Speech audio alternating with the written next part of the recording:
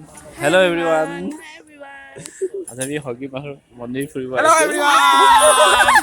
এতিয়া আমাৰ ভাইটি Boom! আজি just so হগি ready. মাহৰ মন্দিৰ ফুৰিব আহিছো গোটেই ফেমিলিৰ সৈতে।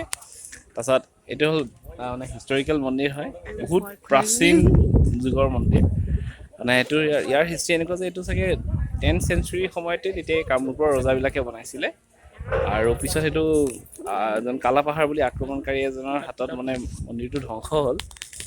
কিন্তু এতিয়া পিছত কোচ ৰজা ৰঘুদেৱ নাৰায়ণে এই মন্দিৰটো আকৌ পুনৰ সংস্কাৰ কৰি পেলাই নতুনকৈ বনালে। আৰু এইটো গোটেই আৰ্কিটেকচাৰটো মই উঠাব নোৱাৰোঁ মোবাইলত। এইখিনি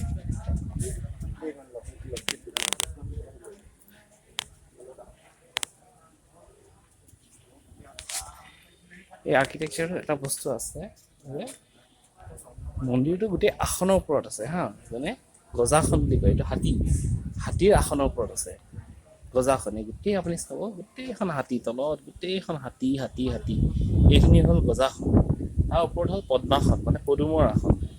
গোটেইখিনি গোটেইবোৰ পদ্মাসন। আৰু তাৰ ওপৰত এয়া হ'ল কুশাসন। গজাখন মানে হাতীৰ আসন, পদ্মাসন মানে পদুমৰ আসন, আৰু তাৰপিছত কুশাসন যে মানে ইয়াৰ ওপৰত আমাৰ মন্দিৰটো আমাৰ গোসাঁইজন আছে, হয়গ্ৰীৱ মাধৱ গোসাঁই। চ' আহি ইয়াত বহুত ভাল লাগিছে, আৰ্কিটেকচাৰবিলাকো বহুত সুন্দৰ। কি সকলোকে কাৰণে হেপী উইকেণ্ড।